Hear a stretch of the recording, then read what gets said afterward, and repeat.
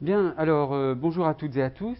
Bienvenue dans cette troisième séance du séminaire que vous suivez donc soit en présence, soit à distance. Je rappelle pour ceux qui viennent seulement aujourd'hui pour la première séance que l'ensemble des cours est accessible sur cette adresse philippemonneray@gimdo.com. En fait, c'est Jimdo Free, hein, ça a changé. En réalité, ça c'est une ancienne adresse. C'est jimdofree.com. Je corrigerai cela. Alors, vous avez entendu peut-être les déclarations du gouvernement qui demandent à ce que l'assistance dans les campus soit limitée. Je ne sais pas si vous avez déjà eu l'information, c'est peut-être pas encore officiel, mais à partir de demain, vous ne serez autorisé à venir sur le campus Sorbonne que donc demain nous sommes le 6 octobre, donc ce seront les numéros de carte d'étudiant pairs qui seront autorisés à venir sur le campus, et les jours pairs, seules les cartes d'étudiantes avec un numéro pair seront autorisées à venir sur le campus. Les jours impairs, ce sont les cartes d'étudiants qui se terminent par un numéro impair qui auront le droit de venir sur le campus.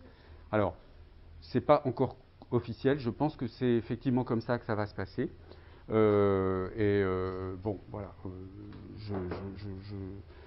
Il faut attendre quand même demain pour en avoir la confirmation via un moyen ou un autre, mais c'est ce qui devrait se passer aujourd'hui. Enfin, à partir de demain, et c'est une information qu'on a pu avoir aujourd'hui.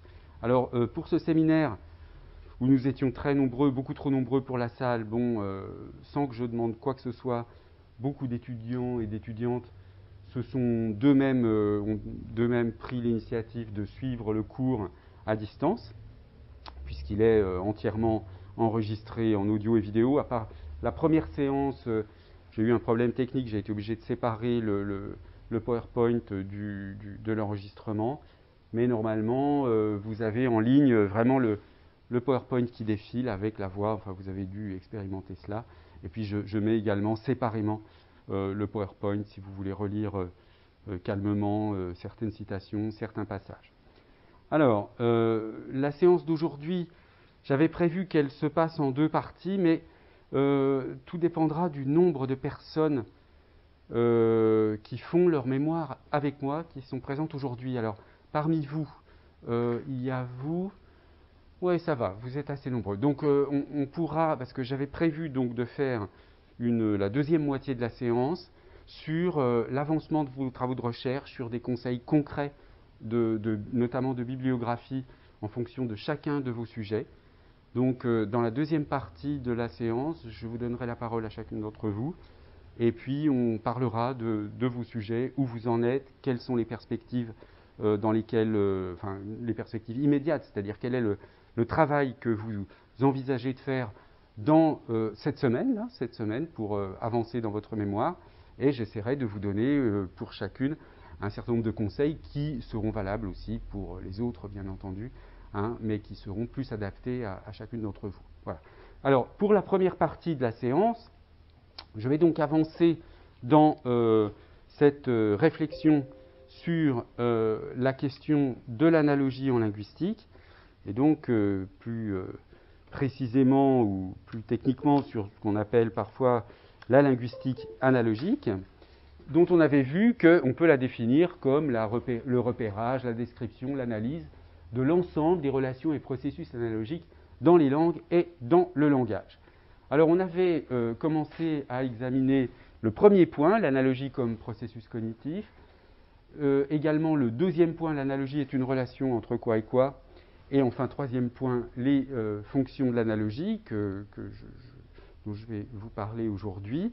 Je reviens rapidement, sans y insister, sur l'idée que l'analogie est un processus central de la cognition humaine, c'est-à-dire un processus qui se produit en permanence et qui caractérise fondamentalement la cognition humaine pour une raison simple, c'est que ce sont les processus analogiques qui sont à l'origine par exemple, des processus de catégorisation. Hein. Lorsqu'on effectue des catégories, bon, j'en ai un petit peu parlé, enfin, je vais en parler aussi dans le cours sur l'introduction aux linguistiques cognitives, parce que c'est un des chapitres essentiels des linguistiques cognitives, cette notion de catégorisation. Bon, pour le redire en un mot, catégoriser, c'est placer un objet, un être, une entité quelconque dans une catégorie. Bon, dit comme ça a l'air d'être totalement tautologique, enfin évident, etc. Mais il faut avoir à l'esprit que cette opération de catégorisation, on l'effectue en permanence via notre système perceptif, en permanence, et que c'est grâce à cela que l'univers autour de nous est un univers organisé.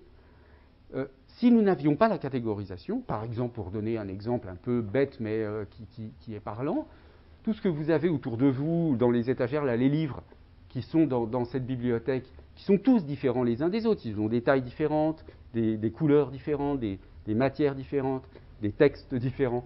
Eh bien, si nous n'avions pas la capacité de catégorisation permettant de dire, d'abord d'une manière très générale, ce sont des livres, nous verrions chaque livre comme un objet différent, comme un objet sans comparaison, si vous voulez, hein, comme un objet singulier. Chaque livre serait un objet spécial qui n'a rien à voir avec un autre livre. Si vous n'avez pas la catégorie livre, hein, si vous n'avez pas de catégorisation, si vous n'avez pas d'opération de catégorisation, comme on le dit parfois, 2 grains de sable ne seraient jamais identiques et vous ne percevriez pas 2 grains de sable, mais 2 objets différents, simplement différents. Bon. Alors, c'est évident qu'on a beaucoup de mal à s'imaginer cela. Hein. On a beaucoup de mal à s'imaginer cela parce que on catégorise de manière tellement naturelle. Mais bon, si je reprends cet exemple des livres, vous pouvez catégoriser d'une manière très générale. Déjà, bon, ça, un enfant a un peu plus de mal. Catégoriser les livres, les cahiers, les carnets, les revues. Enfin voilà, il y a une sous-catégorisation à l'intérieur de tous les objets qui contiennent, mettons, des pages. Hein. Il y a de la sous-catégorisation. Et puis à l'intérieur, il y a toutes sortes de classements possibles et de catégories à nouveau. Hein.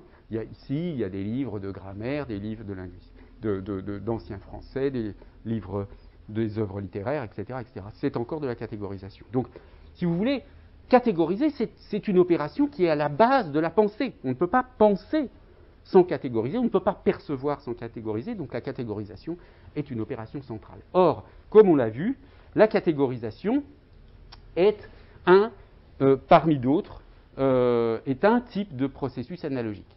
Donc, il n'y a pas une équivalence entre analogie et catégorisation, mais simplement la catégorisation, c'est un des aspects des processus analogiques, sachant que les processus analogiques, en général, consistent à percevoir, utiliser, si on peut dire, hein, utiliser les similarités entre 2 structures, 2 objets, et à faire quelque chose de cette similarité. Par exemple, tirer des inférences, comme je l'ai expliqué la semaine dernière. Donc, je vous avais expliqué que pendant longtemps, les psychologues traitaient séparément, sans voir tellement la relation entre les deux, les problèmes relevant de la catégorisation et les problèmes relevant de l'analogie. Tout simplement parce que le chapitre de l'analogie dans la psychologie, et plus spécifiquement dans la psychologie cognitive, était un sous-chapitre de la résolution de problèmes, du raisonnement. Donc on limitait l'analogie à quelque chose de conscient quand on raisonne, quand on réfléchit, etc. Quand on s'est rendu compte, disons qu'on s'est rendu compte, un certain nombre d'auteurs, dont par exemple ici Douglas Hofstetter, un certain nombre d'auteurs ont plaidé, des psychologues, hein, là on n'est pas encore dans la linguistique à ce stade, des psychologues ont défendu l'idée que, en fait, analogie et catégorisation étaient 2 aspects d'un seul et même processus, et que le processus général, celui qui se base sur les similarités, c'est l'analogie. Et la catégorisation est au fond une simple fonction, hein, comme on va le voir bientôt, de l'analogie. Catégoriser, c'est faire quelque chose du processus analogique. Bon. Alors, une référence française que je vous avais donnée, ce sont les travaux d'Emmanuel Sander, qui donc a écrit avec Douglas Hofstetter ce livre qui a apparu en 2013 et qui est un livre grand public, hein, très accessible, qui montre toutes sortes d'aspects de l'analogie dans la pensée humaine, dans l'histoire des sciences, enfin dans toutes sortes de domaines, dans le langage aussi, bien sûr. Et c'est un ouvrage tout à fait agréable à lire, très touffu, très sympathique et très intéressant, et de toute façon tout à fait dans l'orientation de ce séminaire. Alors, là où je m'étais arrêté, c'était à un deuxième stade de l'unification théorique. La première unification théorique, donc, elle consiste à intégrer dans l'analogie non seulement la théorie de Gentner du Structure Mapping Theory, hein, la SMT, la théorie de Gentner qui est une théorie qui vaut surtout pour les analogies dites proportionnelles et qui étudie l'évolution finalement de la pensée relationnelle chez l'être humain, puisqu'il y a un aspect, je ne vais pas trop avoir le temps d'en parler, mais on aura peut-être un conférencier qui viendra nous en parler au deuxième semestre. Ces capacités analogiques, elles se développent chez l'enfant, hein, bon, petit à petit, et ça c'est un sujet étudié en psychologie du développement. Bon, donc on a cette première unification théorique entre l'analogie au sens de Gentner et la catégorisation, à quoi on peut intégrer également, comme un autre aspect de l'analogie ou comme une autre fonction de l'analogie, la question de l'iconicité. Alors, qu'est-ce que c'est que l'iconicité ? Je vais la définir là d'une manière très rudimentaire, très élémentaire, si vous voulez, pour simplement rester dans une présentation générale. On y reviendra plus tard. Donc, je vous donne une définition qui est due à Olga Fischer, notamment, qui est professeur de linguistique anglaise de l'Université d'Amsterdam et qui a piloté avec d'autres personnes un projet de recherche qui est toujours existant, qui s'appelle Iconicity Research Project. Et ce projet de recherche se matérialise par un colloque qui a lieu tous les 2 ans, qui s'intitule Iconicity in Language and Literature, donc c'est à la fois en linguistique et en littérature. Et donc c'est vraiment au plan international, le colloque international qui porte sur l'iconicité. C'est un sujet de recherche qui est donc vivant, hein, qui a toutes sortes d'aspects. Très peu, en fait, depuis ce colloque existe depuis plus de 20 ans, mais il n'a jamais eu lieu encore en France. Hein. Le prochain aura lieu en France, alors on ne sait pas exactement quand, parce que tout dépendra de l'épidémie. Le prochain aura lieu en France, mais depuis 25 ans, ça n'a pas eu lieu en France. Autant vous dire que les recherches sur l'iconicité en France restent quand même très très marginales. Mais ailleurs dans le monde, ça se travaille beaucoup. Alors, qu'est-ce que c'est que l'iconicité ? Je vous donne donc cette première définition, qui dans sa version originale est, je vous la traduis. Je ne sais pas si l'étudiante qui m'avait demandé de faire apparaître les traductions dans les PowerPoint est ici. Non, elle n'est pas là. Bon, voilà, j'ai ajouté donc les traductions en français des citations en anglais. L'iconicité comme notion sémiotique. Donc c'est une notion sémiotique, hein, au départ, cette notion d'iconicité. Elle vient de Peirce, qui est un philosophe dont on reparlera. L'iconicité comme notion sémiotique désigne une ressemblance ou une analogie. Donc vous voyez qu'on a tout de suite la notion d'analogie qui est donnée comme une sorte d'équivalence, enfin disons que, pas une sorte d'équivalence, excusez-moi, mais c'est plutôt que l'analogie intervient d'emblée comme un synonyme de ressemblance, ici, hein, dans la définition de l'iconicité. L'iconicité, elle repose sur une analogie, ou elle désigne une analogie. Encore une fois, une analogie au sens de ressemblance. Une ressemblance ou une analogie naturelle. Alors ça, on pourrait discuter sur cet adjectif, mais je passe parce que, bon, cette analogie, elle peut... Qu'est-ce que ça veut dire naturel, hein, c'est pas si évident ici. Ça pourrait être... On pourrait le discuter. Les analogies, elles sont parfois perçues par certains, pas par d'autres. Elles sont parfois dans l'esprit, sont construites par le système cognitif des individus. Parfois, elles existent dans la nature, les analogies. Hein. Par exemple... si vous avez,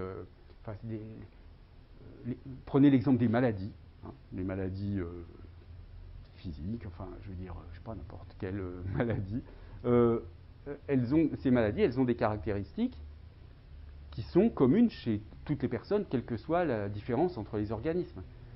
Elle est donc bien les ressemblances qu'il y a entre les symptômes, les pathologies de personnes qui souffrent d'une seule et même maladie, ces analogies, elles existent dans la nature.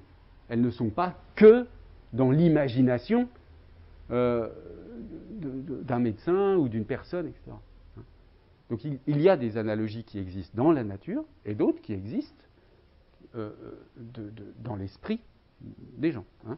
Donc on peut distinguer en ce sens-là des analogies d'essence, hein, qui sont donc dans la nature, et puis des analogies de représentation.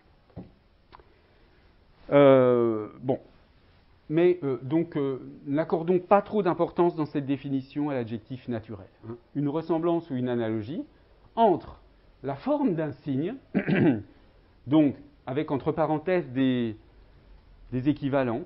Hein. Qu'est-ce que c'est que la forme d'un signe? Le signifiant, que ce soit une lettre ou un son, un mot, une structure de mot, ou même l'absence de signe. Ce qui est visé ici, ce sont les morphèmes zéro, par exemple. Hein. Donc, vous voyez, un signifiant oral ou un signifiant graphique, quelle que soit sa taille. Donc, analogie entre la forme d'un signe, son signifiant, et puis l'objet ou le concept auquel il réfère dans le monde, ou plutôt dans notre perception du monde. Donc, l'objet ou le concept, ce n'est pas du tout la même chose, mais ici, la différence n'a pas tellement d'importance. On parle aussi du signifié, là, qui est une notion mise en équivalence avec objet ou concept, bien que bien que ces notions ne soient absolument pas synonymes. Hein. Objet, concept, signifié, ça désigne des choses différentes. Mais au fond, on voit bien que ici, ça n'est pas très important parce que l'idée, c'est grosso modo qu'il y a une analogie entre forme et contenu, entre sens et sonorité ou écriture, d'accord? Entre forme et contenu. Je pense que ça peut être entre forme et contenu d'un signe, si on retient comme la forme d'un signe cette idée que ça peut être son apparence signifiante. Hein? Donc, c'est-à-dire le son pour un signifiant oral, l'écrit pour un signifiant graphique, etc. Bon, donc l'analogie comme notion sémiotique, l'iconicité comme notion sémiotique repose sur une analogie entre forme et contenu. Donc,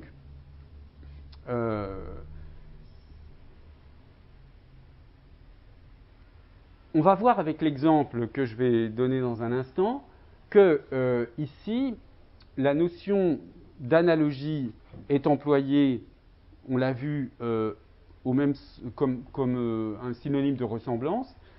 Autrement dit, ça signifie similarité. Bon. Je vous expliquerai pourquoi tout à l'heure. Je crois que je vous l'avais suggéré la semaine dernière que dans la conception que je défends de l'analogie, il y a une différence importante entre analogie et similarité.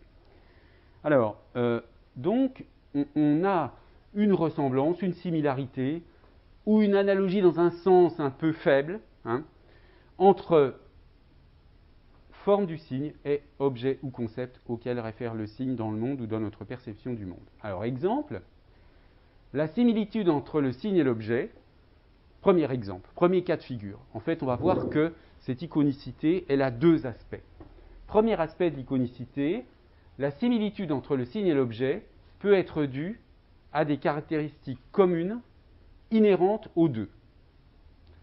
Par l'inspection directe du signe iconique, nous pouvons glaner des informations véridiques sur son objet.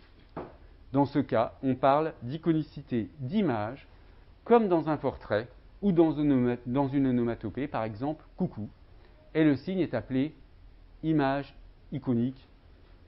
Là, c'est une traduction un peu littérale que je vous donne, mais il n'y a pas tellement...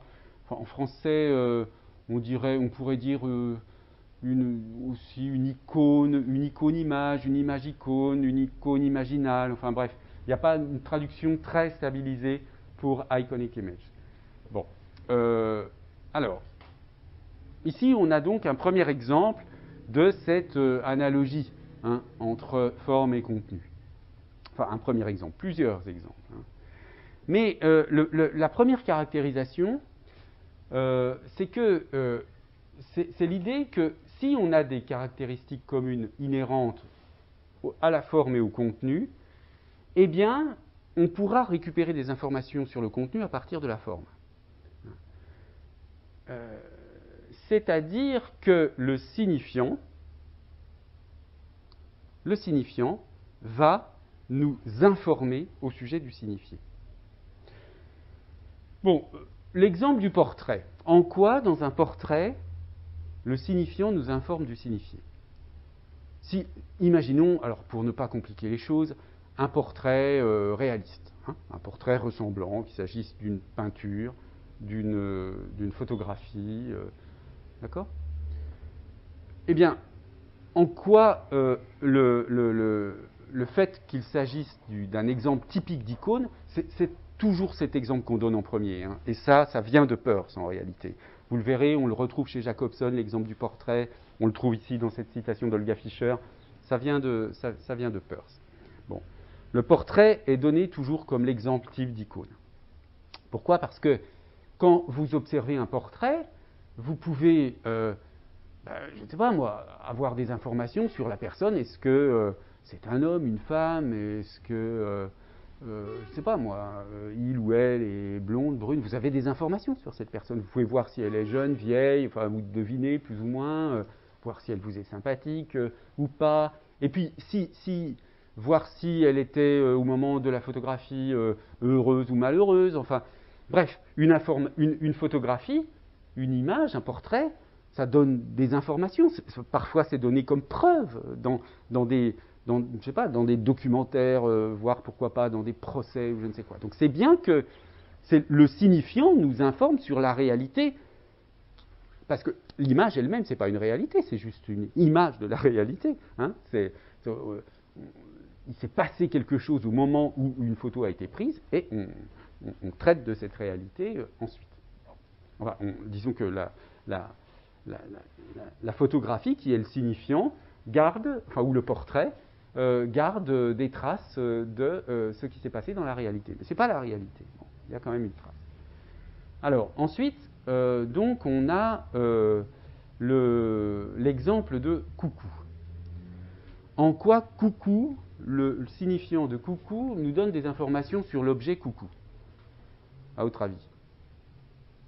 Monsieur? C'est le son qui fait les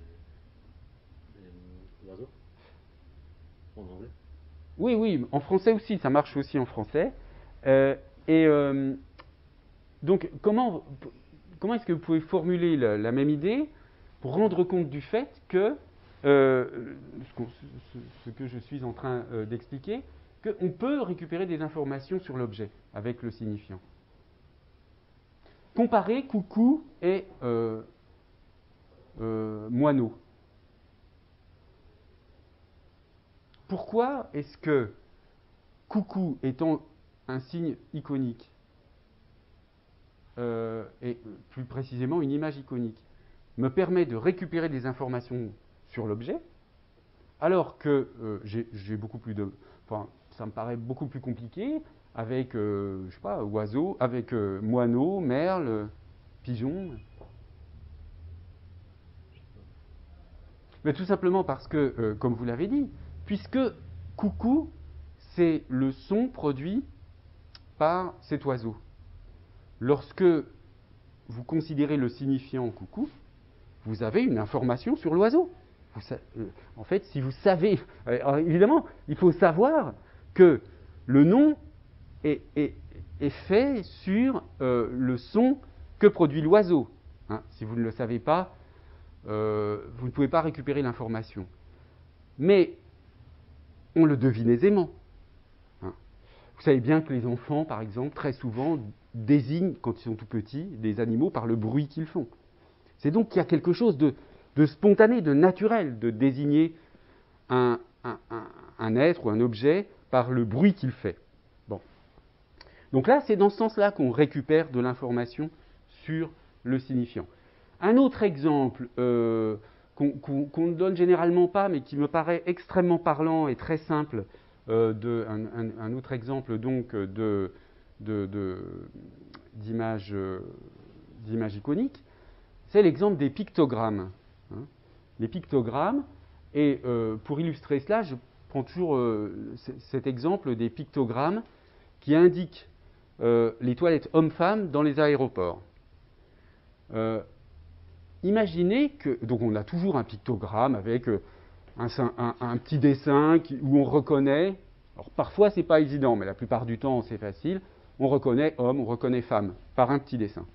Imaginez que dans les aéroports, au lieu de faire cela, on écrive dans la langue du pays où se trouve l'aéroport, homme, femme.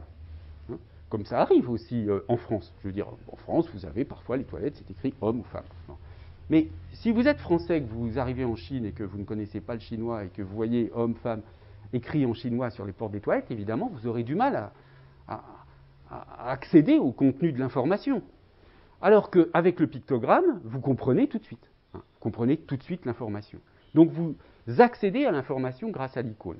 Donc c'est ça l'intérêt du signe de l'image iconique. L'intérêt de l'image iconique, c'est que grâce à elle, c'est une sorte de signe. C'est pour cette raison qu'on utilise le terme naturel. C'est qu'il signifie d'une manière comme si on n'avait pas à apprendre le mot. Comme si le mot, on pouvait deviner son sens à partir de sa forme. Je n'ai pas besoin de deviner ce mot. Je n'ai pas besoin, de connaître préalablement ce mot. Je peux deviner son sens, avoir des informations sur son contenu à partir de sa forme. Grâce à l'analogie, précisément, entre la forme. S'il y a une analogie, une similarité entre le signifiant et le signifié, forcément, quand j'entends le signifiant ou quand je vois un signifiant graphique, je comprends un peu, pas forcément complètement, mais le contenu du signe. D'accord ? Donc, c'est ça la notion, disons, d'icône, de signe iconique. Donc ça, c'est le premier type d'iconicité, l'iconicité d'image, qu'on illustre classiquement par le portrait ou l'onomatopée. Et ce type d'iconicité est fondé sur des propriétés communes, donc des similarités, entre la forme du signe et l'objet du signe. Deuxième cas de figure, lorsque vous n'avez plus un signe isolé, mais un ensemble de signes. Donc je cite de nouveau le passage du texte d'Olga Fischer. Lorsque nous avons une pluralité de signes, l'analogie peut être plus abstraite. Nous avons alors affaire à une iconicité diagrammatique, donc iconicité diagrammatique cette fois-ci, qui repose sur une relation entre signes, qui reflète une relation similaire entre objets ou actions. Par exemple, une séquence temporelle d'action se reflète dans la séquence des 3 verbes du dicton de César, weni, widi, wiki. Dans ce cas, le signe, ici la structure syntaxique des 3 verbes, est un diagramme iconique. Bon, alors, qu'est-ce que ça signifie ? Nous avons affaire à une iconicité diagrammatique lorsque nous avons plusieurs signes. Si vous avez plusieurs signes, vous avez plusieurs couples signifiants-signifiés. Disons, pour utiliser cette formulation, ou plusieurs couples, forme contenu. Bien. Donc, dans ce cas-là, si vous avez une relation entre signes qui reflète une relation similaire entre objet ou action. Donc, ici, ce qui est en jeu, c'est une relation au deuxième degré, c'est une relation entre des relations. D'accord ? Alors l'exemple qui est donné, et là aussi c'est un exemple qu'on retrouve très souvent dans les illustrations élémentaires de la notion d'iconicité, c'est l'exemple de weni, widi, wiki. Donc vous avez, alors attendez, je ne sais plus si je l'ai donné, non je ne l'ai pas donné ici, c'est pas grave, je vais vous l'expliquer. Donc pourquoi est-ce qu'on dit ici qu'on a une séquence temporelle d'action qui se reflète dans la séquence des 3 verbes ? Bon, c'est tellement évident que ça peut être un peu troublant. Hein. Mais simplement, ce que veut dire Olga Fischer ici, et ce que veulent dire tous les auteurs qui utilisent cette citation, c'est que si vous considérez uniquement le signifiant, hein, vous voyez que le mot Weni est placé avant le mot Widi, qui est placé avant le mot wiki. D'accord ? Ce sont les mots, là, je parle des signifiants. Et il se trouve que les actions effectuées par César sont aussi l'action de venir a précédé l'action de voir, qui a précédé l'action de vaincre. Bon. Donc on a effectivement un ordre des signifiants qui est le même que l'ordre des actions. Alors, vous allez me dire, oui, mais évidemment, enfin, il n'y a pas de problème. Simplement, ce qu'on peut remarquer, c'est que ce n'est pas une obligation. Il y a beaucoup de langues dans lesquelles on peut présenter des événements en les présentant non pas, en plaçant les signifiants non pas dans l'ordre des actions, mais dans un autre ordre. Mais en revanche, il n'y a pas de langue où cette possibilité de placer les signifiants dans un ordre qui reflète l'ordre des actions, il n'y a pas de langue où ça n'est pas possible. Hein. Dans toutes les langues, il y a la possibilité de faire cela. Alors, ça, c'est un autre type d'iconicité qu'on appelle donc l'iconicité diagrammatique et qui repose sur une similarité relationnelle. Donc ici, on a bien affaire à une analogie de type proportionnel. Hein. On a A est à B, ce que C est à D, alors que dans le cas précédent, on avait une analogie binaire, puisque on avait simplement une relation entre des éléments. Alors, deux remarques. Je passe sur la seconde qui est indiquée ici, donc sur le fait, je vous l'ai déjà dit, que ces recherches sur l'iconicité sont inspirées des travaux de Peirce. Alors, précisons bien que Peirce, c'est un philosophe américain qu'on a redécouvert depuis une bonne dizaine d'années maintenant, peut-être un peu plus même, notamment grâce aux travaux de Claudine Tiercelin, que vous connaissez peut-être, qui est professeur juste à côté, là, au Collège de France, en philosophie. Donc c'est un philosophe réaliste, et il a une... il a travaillé sur les signes, hein, sur la notion de signe, mais non pas pour développer une sorte de discipline hein, qu'on appelle aujourd'hui la sémiotique, qui s'est développée, et on présente souvent Peirce comme l'inventeur de la sémiotique. Mais il y a un peu un malentendu dans cette affaire, parce que l'idée de Peirce, en travaillant sur les signes, c'était simplement de dire que c'est un philosophe, il s'intéresse à la pensée. Et pour lui, simplement, on ne peut pas penser sans le secours des signes. La pensée se fait par signes.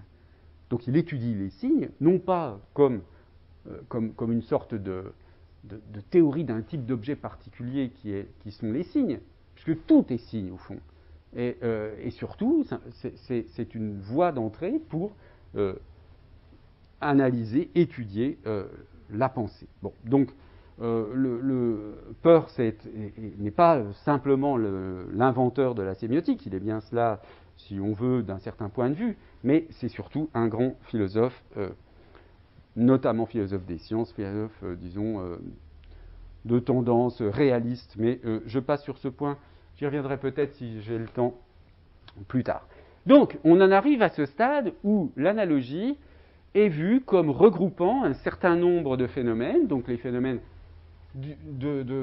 d'analogie relationnelle, un peu, disons, proportionnelle, de type Gentner, la notion de catégorisation ou de conceptualisation, hein, des auteurs comme Hofstetter ou Sander utilisent les termes de catégorisation et de conceptualisation comme des quasi-synonymes, et puis la notion d'iconicité, qui a été traitée explicitement comme une analogie dans le cas de l'iconicité diagrammatique par un linguiste qui s'appelle Esaid Konen, dans un livre déjà maintenant un peu ancien, qui date de 15 ans, mais enfin bon, c'est pas si ancien que ça, Analogy as Structure and Process. Donc, dans ce livre sur l'analogie, clairement, l'iconicité diagrammatique est vue comme un cas d'analogie. Mais en revanche, l'iconicité d'image n'avait pas encore été bien clairement rattachée à la notion d'analogie. Et donc, simplement, c'est pour cette raison que j'ai mis des pointillés, parce que ça apparaît moins, si vous voulez, dans les travaux actuellement disponibles, et c'est quelque chose, si vous voulez, de plus, peut-être d'un petit peu plus nouveau que de considérer l'iconicité d'image comme un cas d'iconicité diagrammatique. Alors, maintenant, demandons-nous, puisque l'analogie est une relation, entre quels éléments, entre quoi et quoi y a-t-il une relation d'analogie? Alors au préalable, et c'est là un point absolument essentiel de ce séminaire, il faut bien comprendre la distinction entre similarité et analogie. Alors là que je vais introduire. Jusqu'à présent, j'ai fait comme si on avait des quasi-synonymes. Similarité, ressemblance, analogie, tout ça, c'est un peu pareil. C'est comme ça que, dans le langage courant, c'est le cas. On va dire que, je ne sais pas moi, oui, ce sont des situations similaires, des situations qui se ressemblent, des situations analogues. Dans le langage courant, ce sont des synonymes. Alors ensuite, dans l'histoire de la philosophie, classiquement, si vous voulez, on distingue, je vous l'ai déjà dit, d'un côté l'analogie proportionnelle. Le terme d'analogie est réservé à l'analogie proportionnelle, de type A est à B, ce que C est à D. Ça, on a ça depuis Platon. Et c'est important, par exemple, dans l'histoire des mathématiques, c'est comme ça qu'on invente la proportion mathématique. Donc, classiquement dans la philosophie, on a d'un côté l'analogie qui est limitée à l'analogie proportionnelle, et puis le reste est vu comme, on dit parfois, une simple similarité, de la ressemblance ou de la similarité qui n'est pas un concept philosophique, qui n'est pas utile ni pour les sciences ni pour la philosophie. D'accord ? Seule l'analogie au sens proportionnel serait utile, et a été théorisée, disons, par la philosophie classique. Pourquoi ? On comprend bien, parce que cette notion d'analogie proportionnelle, elle permet de faire des calculs, elle permet de savoir comment, comment fabriquer pour un architecte une maquette d'un bâtiment avec toutes les distances qui sont proportionnellement équivalentes. Je veux dire, on est vraiment dans cette relation, là. Alors, le point de vue que je vais vous proposer là se distingue radicalement de cette histoire, change vraiment la perspective, en considérant, en posant, si vous voulez, comme par définition, une différence essentielle entre la similarité et l'analogie. Donc, la similarité, c'est ça. C'est simplement l'idée, c'est un continuum, c'est une relation entre des éléments qui est continue entre les deux seuils de l'identité et de la différence. Pour qu'il y ait similarité, il faut qu'on ait au moins deux choses. Deux entités, deux structures, peu importe. Donc, il ne peut pas y avoir de similarité au sein de l'identité. C'est-à-dire, deux choses qui sont identiques, on ne peut pas dire qu'elles sont similaires. Si vous voulez, je ne sais pas moi, si vous considérez une robe à pois, une robe avec des pois, je précise pour les... Tout le monde comprend, les étudiants étrangers, une robe à pois, c'est-à-dire avec des petits ronds d'une certaine couleur, qui sont tous les mêmes. Bon. Les différents ronds, je ne peux pas dire qu'ils sont similaires. Je les perçois comme identiques. Donc, pour qu'il y ait similarité, il faut au minimum qu'il y ait un peu de différence entre les deux choses considérées. Il ne faut pas qu'elles soient identiques. Il n'y a pas de similarité au sein de l'identité. Il y a de la similarité à partir du moment où il y a une sorte de fracture de l'identité, où en tout cas il n'y a plus identité. Il y a une différence minimale. Donc ça va être le premier critère de la similarité. Il faut qu'il y ait de la différence. Alors cette différence, qui est marquée ici par le fait qu'on voit que là, il y a un seul rond, c'est l'identité, et là, il y a une sorte de petit décalage qui fait qu'on voit une différence entre deux formes rondes. Cette différence, elle peut être ensuite de plus en plus grande. Et alors, à un moment donné, si on augmente les différences entre les deux entités ou les deux structures considérées, on passe un seuil ou eh bien simplement on ne pourra plus du tout dire non plus qu'elles sont similaires parce que ces deux entités seront, ou ces deux structures seront simplement perçues comme différentes, c'est-à-dire sans aucun point commun. Donc si vous voulez d'une manière très très simple, on peut dire qu'il y a similarité à partir du moment où il y a des points communs entre des entités, des structures, des situations, tout ce que vous voulez, des points communs. Et s'il y a beaucoup de points communs, vous êtes dans une similarité plutôt maximale. Et s'il y a peu de points communs, vous êtes dans une similarité minimale. Donc ça, c'est quelque chose de très simple à comprendre. Hein. Les choses peuvent être plus ou moins similaires. Mais en tout cas, il y a une différence entre similarité, identité et différence.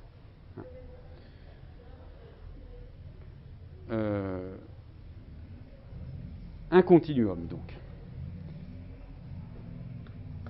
Cette similarité, comme on l'a vu dans le cas de l'iconicité, elle peut être fondée sur des attributs communs, c'est-à-dire binaires. C'est pour ça que je dis binaire ou attributive, c'est-à-dire fondée sur des attributs communs, ou bien proportionnelle. Alors, par exemple ici, vous voyez, c'est un exemple typique, hein, vous avez ici un pneu et des chaussures. Bon. Si vous demandez à des enfants jeunes quels sont en quoi ils se ressemblent, les pneus et les voitures, en quoi ils sont similaires, des enfants jeunes vont vous dire ils sont noirs tous les deux. Ils vont utiliser ils vont formuler plutôt une similarité binaire. C'est-à-dire, il va y avoir une propriété, la propriété d'être noir, qui est commune aux chaussures et aux pneus. Des enfants plus grands ou des adultes vont tout de suite percevoir une similarité proportionnelle, puisqu'il y a quand même l'idée de déplacement qui est commune aux chaussures et aux pneus, et on peut dire que, par exemple, les chaussures sont aux pieds comme les pneus sont aux jantes des voitures, ou les chaussures protègent les pieds comme les pneus protègent les roues. D'accord ? Donc là, vous voyez, on est dans une formulation proportionnelle. A est à B comme C est à D. Ça, c'est de la similarité proportionnelle. Et ça, on peut le décrire. On peut le décrire. La propriété d'être noir pour le pneu et pour la chaussure, je peux la décrire. On aura une analogie à partir du moment où on va se fonder sur cette similarité, c'est-à-dire cette existence de points communs, que les points communs soient formulés d'une manière attributive, binaire ou proportionnelle, quand donc on va pousser cette similarité jusqu'à l'identification. Alors, on ne va pas vers l'identité, mais on va vers l'identification. On se base sur l'idée que ces choses sont tellement similaires que je peux les traiter comme si elles étaient une seule et même chose. Alors, voici deux exemples très simples d'attestation de cas où on perçoit des similarités qui ne vont pas vers l'analogie. Ce que je veux illustrer comme idée, c'est qu'il y a ce que j'appelle une neutralité de la similarité. La similarité, elle est neutre. Elle peut très bien aller du côté de la différence comme du côté de l'identité. Alors prenons le premier exemple. Ce sont des exemples pris quasiment au hasard sur Internet. Donc là, le premier exemple, Stéphanie Chalita soutiendra sa thèse entamée il y a 3 ans au centre de recherche INRIA de Lille en fin d'année. Au cœur de son travail, créer plus de transparence dans l'offre proposée par les fournisseurs de cloud, ces nuages de stockage de données. Parce qu'en les étudiant à un niveau très technique pour le commun des mortels, elle a réalisé que les services proposés, donc les services proposés par les fournisseurs de cloud, étaient similaires mais très différents, ce qui compliquait notamment les passages d'un cloud à l'autre. Donc, il y a des similarités entre les différents services de cloud, mais des différences. Et ces différences font que, effectivement, quand on passe d'un cloud à l'autre, ça pose des problèmes. Donc, on ne peut pas dire, on constate une similarité, mais cette similarité ne va pas jusqu'à l'analogie. Deuxième exemple, là plus littéraire, disons, longtemps mal délimité, ainsi a-t-on souvent par le passé attribué le recueil des Repus-Franches à Villon, sujette à débat concernant les éventuelles interpolations présentes dans le texte, les différentes versions à suivre selon tel ou tel manuscrit copié ou imprimé qui laissent entrevoir un palimpseste de vers similaires mais différents. On pense par exemple aux différentes versions du fameux quatrain, je suis François, etc. L'œuvre est en fait multiforme et changeante. Donc ici, avec un exemple de poésie, si vous voulez, on a l'idée qu'on a des vers similaires mais différents. Donc encore une fois, la similarité ne va pas jusqu'à l'identification. Donc, ce que j'appelle la neutralité de la similarité, c'est l'idée que la constatation ou la mise en évidence d'une similarité permet de conclure aussi bien en faveur de l'identité qu'en faveur de la différence. Et donc, comme je le disais il y a un instant, l'analogie est un processus qui consiste à traiter comme identique, alors évidemment, selon un certain point de vue, selon un certain objectif, deux entités qui sont similaires. Et dans ce cas-là, on a tout simplement l'idée que les propriétés communes qui caractérisent la similarité sont vues comme étant dominantes par rapport aux propriétés différentielles, c'est-à-dire par rapport aux différences. Les propriétés communes l'emportent, sont au premier plan par rapport aux différences. Alors, avant qu'on fasse un moment de pause, je vais vous illustrer cela avec un petit exemple, après avoir rappelé quand même que du coup, on a deux types d'analogies, puisqu'on avait deux types de similarités. Donc à partir du moment où vous avez une similarité binaire, une similarité proportionnelle, vous avez pour les identifications deux types d'analogie, analogie binaire, analogie proportionnelle, que donc on peut caractériser de cette façon-là. L'analogie binaire, vous avez une analogie entre deux entités x et y à trois conditions. Comme on l'a vu, il faut d'abord que x et y soient non identiques. Alors, c'est-à-dire qu'il existe une propriété d, que j'appelle ici différentielle, telle que d de x est non d de y, donc que l'entité ou la structure possède cette propriété x, mais pas la propriété y. Et puis, il faut évidemment qu'il y ait des propriétés communes. Donc, ces formulations sous forme de langage logique sont tout à fait, je veux dire, pas obligatoires.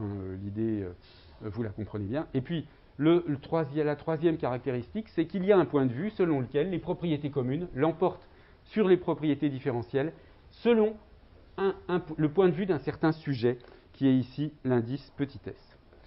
Pour l'analogie proportionnelle, on a vu, c'est par exemple ici, les chaussettes sont aux pieds, ce que les gants sont aux point d'interrogation, bien sûr la réponse est aux mains. Exemple classique d'analogie proportionnelle linguistique, Jack Lang fut à Mitterrand ce que Malraux fut à De Gaulle. Bon, alors, évidemment, là, il y a deux façons de l'interpréter. Pour les étudiants étrangers, je précise que Malraux était un grand ministre de la culture de De Gaulle, que Jack Lang a été le ministre de la culture de François Mitterrand, mais un ministre de la culture qui a créé des choses très importantes et qui restent encore ici, par exemple, pour dire une chose connue, la fête de la musique, mais beaucoup de choses. Donc cette formule vise à dire que Malraux et Jack Lang ont été de grands ministres de la culture. Mais on pourrait l'interpréter simplement en disant ce sont des ministres de la culture, et puis on pourrait rajouter beaucoup d'autres. Ce qui veut dire aussi que cette analogie formulée de manière proportionnelle peut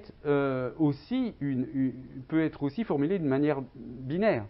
Jack Lang, il est un peu comme Malraux, c'est le Malraux des années Mitterrand. Donc on a un lien ici, bien sûr, avec la catégorisation. Je donne donc cette définition peut-être un petit peu plus complète de l'analogie, qui est bien sûr une définition cognitive, puisque quand je parle de processus, ici je parle de processus cognitif. L'analogie est un processus cognitif qui requiert ou qui repose sur une relation de similarité binaire ou proportionnelle entre deux entités ou plus, bien sûr, relation établie consciemment ou non par un individu singulier dans un contexte singulier. Voilà, c'est ça qui sera notre définition directrice de l'analogie. Et là, vous pouvez remarquer que lorsque j'utilise analogie, c'est un terme très très général. On a vu que ça inclut la notion de catégorisation ou de conceptualisation. La formation des mots, on verra aussi que c'est un type d'analogie particulier, etc. Donc c'est vraiment un nom générique pour un type de processus. Et puis, vous voyez l'articulation entre analogie et similarité. La similarité, elle est d'une certaine façon sur un niveau descriptif. Elle est ce qui indique la nature de la relation qui permet le processus analogique. Et puis il y a d'autres relations qui sont basées sur d'autres. Enfin, il y a d'autres processus qui sont basés sur d'autres relations. Par exemple, il y a ce qu'on peut appeler le processus de synthèse qui est basé sur la relation de contiguïté. C'est-à-dire vous avez, tout bêtement, vous avez un déterminant, un nom, ça forme un groupe nominal. Bon. C'est-à-dire que là, vous avez la contiguïté entre le déterminant et le nom, et cette contiguïté, elle va vers une unification. C'est-à-dire qu'au lieu d'avoir deux éléments, vous n'en percevez plus qu'un. C'est un syntagme nominal. La relation, si vous voulez, ce sont d'ailleurs les deux processus vraiment fondamentaux pour la question linguistique, pour la question du langage. L'analogie, donc, processus d'identification fondé sur les similarités, et la synthèse, processus d'unification fondé sur les contiguïtés. Bon, on ne va pas parler trop de la synthèse aujourd'hui, ni dans ce semestre, mais c'est simplement pour vous montrer que d'autres relations peuvent être à la base d'autres types de processus. Donc vous voyez qu'on a vraiment besoin, dans cette définition, d'une distinction théorique claire entre analogie et similarité. Similarité, je la décris, je peux avoir des points communs, mais j'ai des différences. J'ai des points communs et des différences, point. C'est purement une constatation. Analogie, je vais vers l'identification des deux choses qui sont similaires. Alors donc, je vous disais que je voulais vous donner un exemple. Je reprends l'exemple vous savez, de l'holocauste animal, là, dont je vous avais parlé la dernière fois, au sujet des antispécistes, du mouvement antispéciste. Donc le fait de dire que les camps d'extermination où sont morts les Juifs pendant la Seconde Guerre mondiale sont mis en analogie avec les abattoirs. Ça, c'est une idée défendue par certains défenseurs de la cause animale qu'on appelle les antispécistes. C'est un sous-ensemble des gens qui défendent la cause animale. Bon. Alors, cette analogie, elle est basée sur une similarité. C'est sûr qu'il y a des propriétés communes entre les abattoirs et les camps d'extermination. On met à mort des êtres vivants. Il y a un mode de transport en masse dans des camions ou dans des trains. Il y a une dimension industrielle de la mise à mort. Donc il y a bien une similarité objective entre les deux. En revanche, l'analogie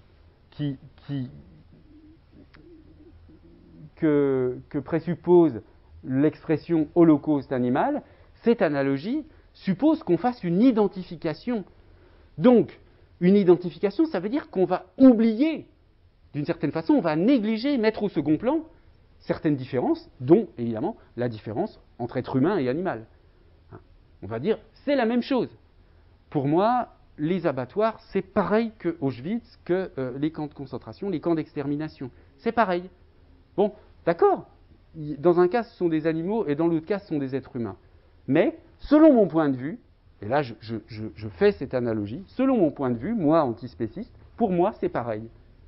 Pourquoi ? Parce que si je suis antispéciste, pour moi, la différence homme-animal, elle n'existe pas. Donc, c'est une analogie avec laquelle on n'est pas du tout obligé d'être d'accord. On peut très bien être d'accord avec l'idée qu'il y a une similarité, mais refuser l'analogie au motif qu'il y a une différence entre homme et animal, un type de différence, qui n'est pas une différence biologique, évidemment, mais, enfin, si, il y a des aspects biologiques, mais peu importe. Il y a une différence homme-animal à laquelle on ne veut pas renoncer. On veut préserver un écart, une différence entre homme et animal. Et on ne veut pas dissoudre cette différence. Si on ne veut pas dissoudre cette différence, on refuse l'analogie. D'accord ? Donc ça, c'est un exemple qui me semble assez parlant pour montrer comment on peut être d'accord sur une similarité, mais être en désaccord sur une analogie.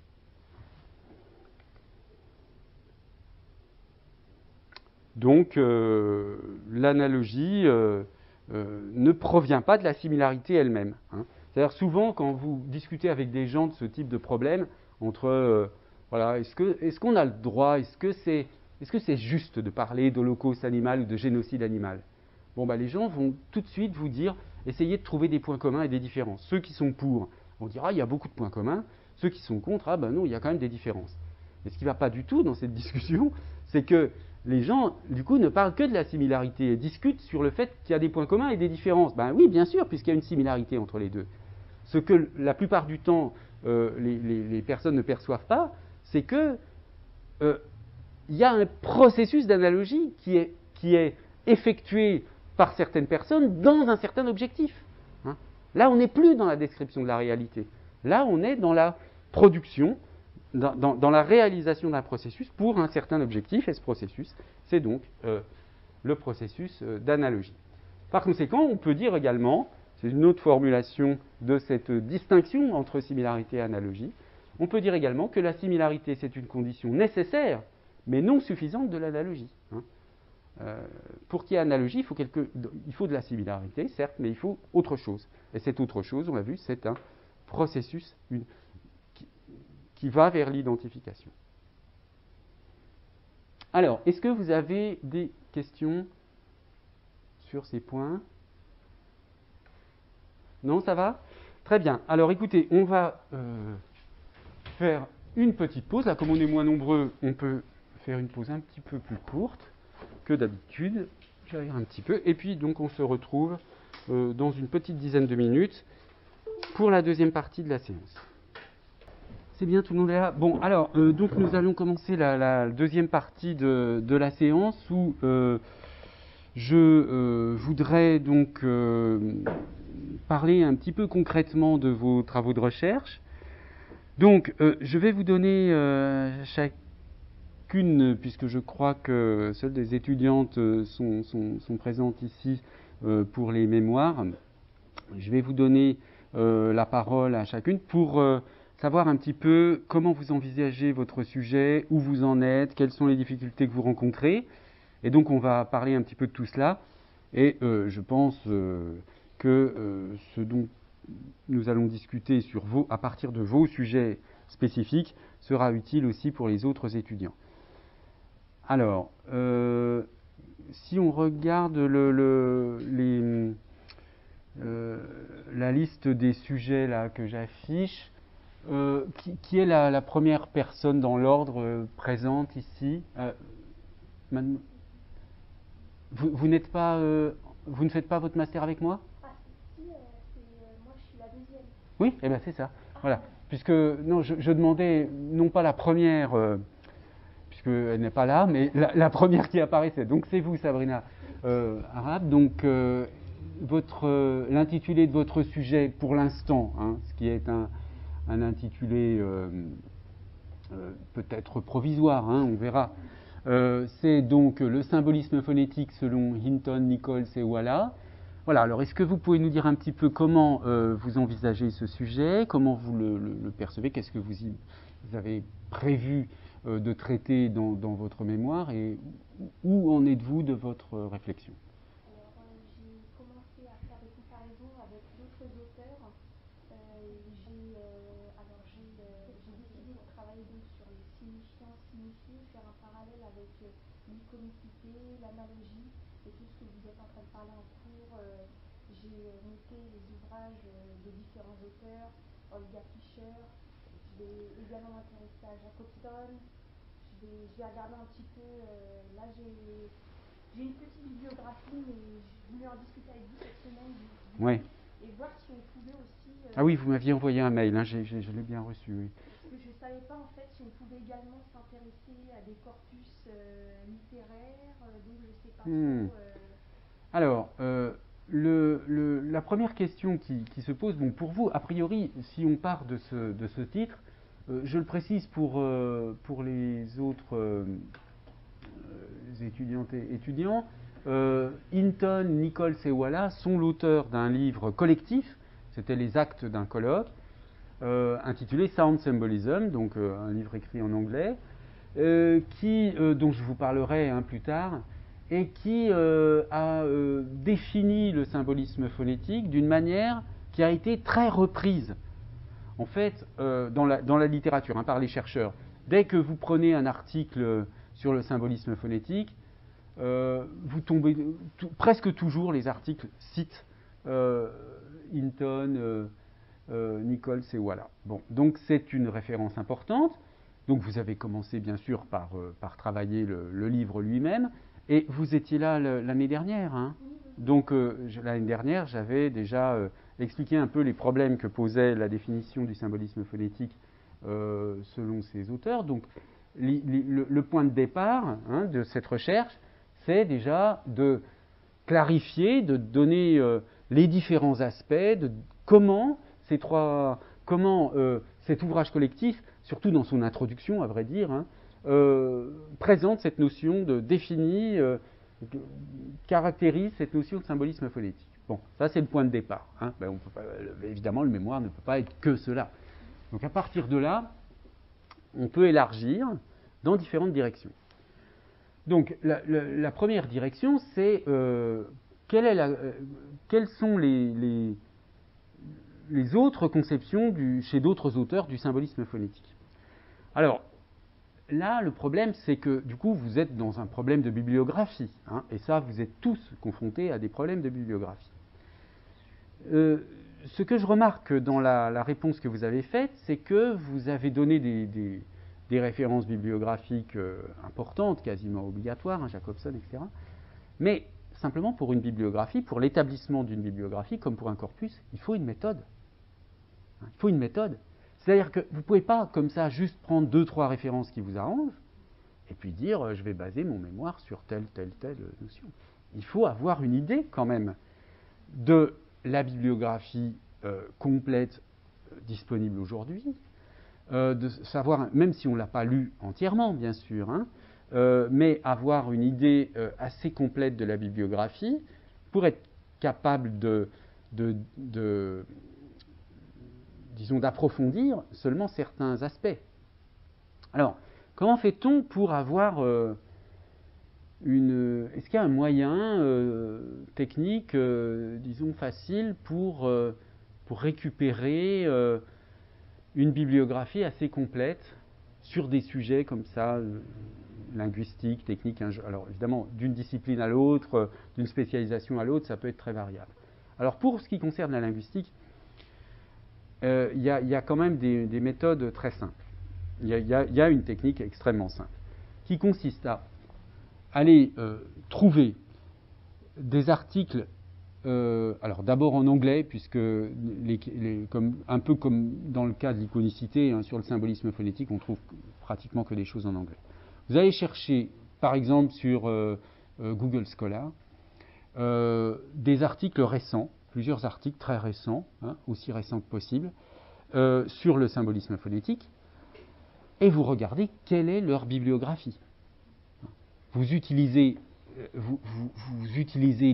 des bibliographies récentes faites par des articles récents, puisque les articles sont publiés dans des revues de référence.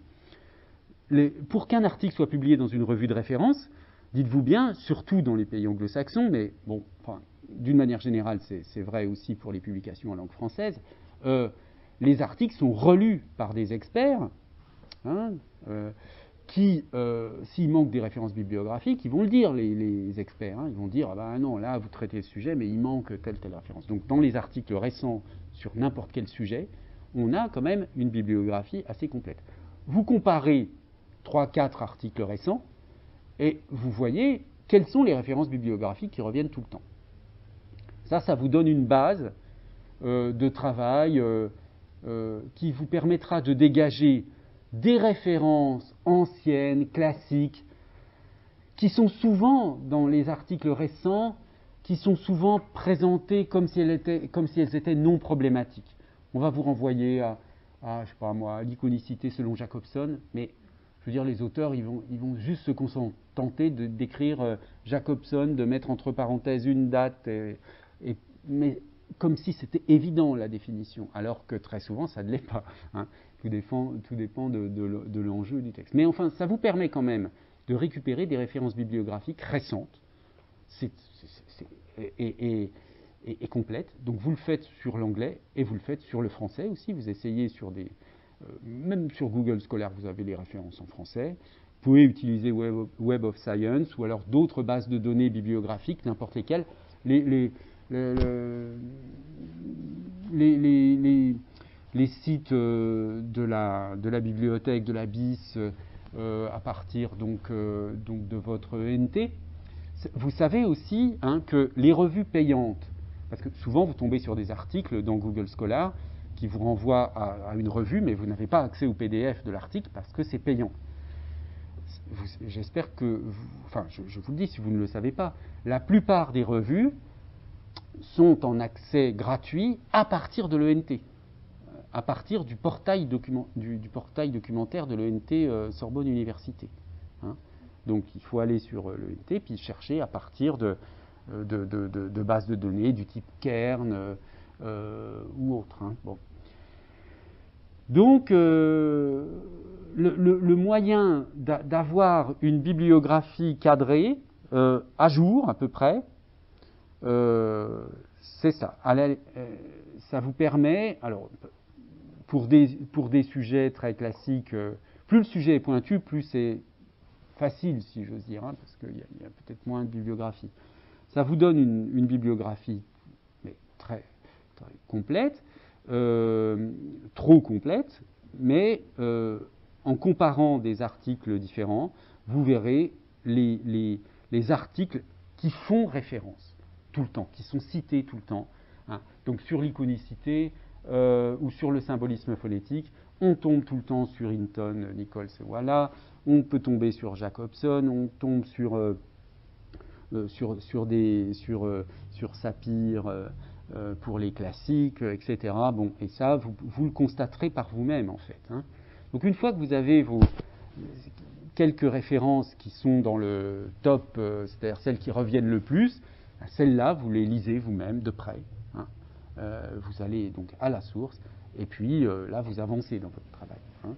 Mais c'est un moyen, si vous voulez, tout simple, d'avoir assez rapidement une bibliographie. Ensuite, en lisant autour de la notion, évidemment, vous pouvez tomber sur d'autres références bibliographiques oubliées, hein, parce que, évidemment, dans les publications anglo-saxonnes, il y a beaucoup d'auteurs, européens notamment, qui ne sont pas du tout pris en considération.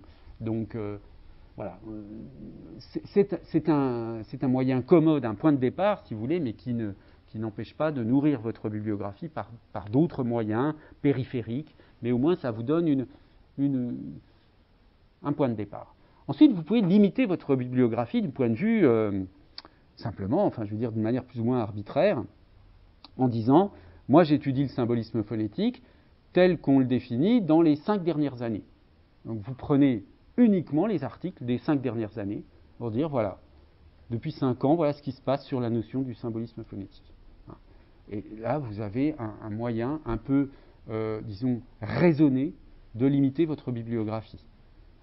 Ça peut être une solution.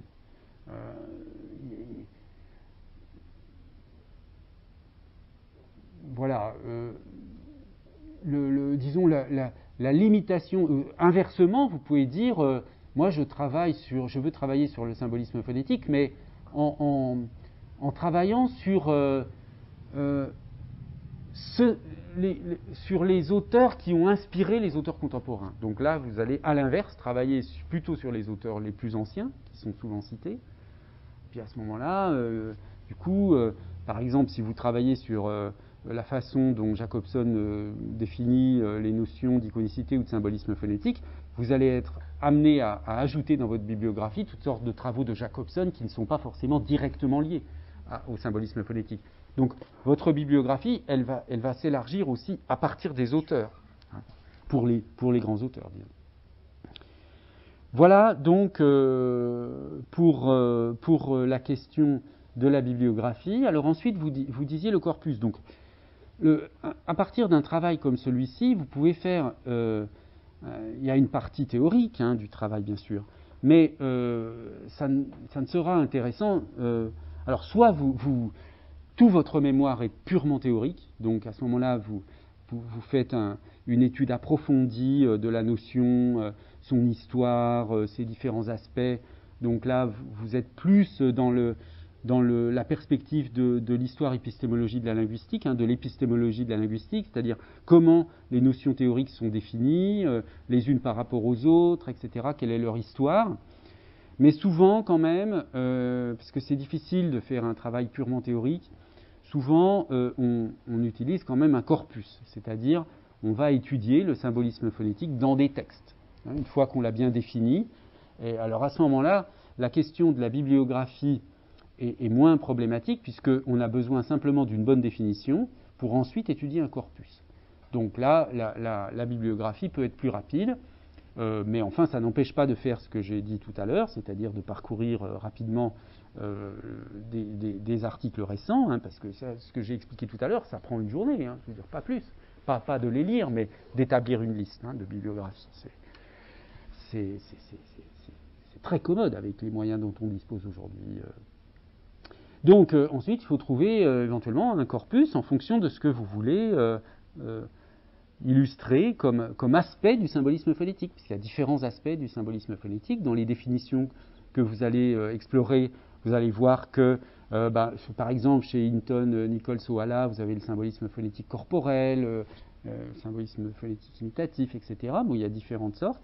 Vous pouvez vous concentrer sur un aspect, soit à partir de Hinton, Nichols et Ohala, soit à partir d'une autre définition du symbolisme phonétique, et parce que, en général, ça part d'une intuition.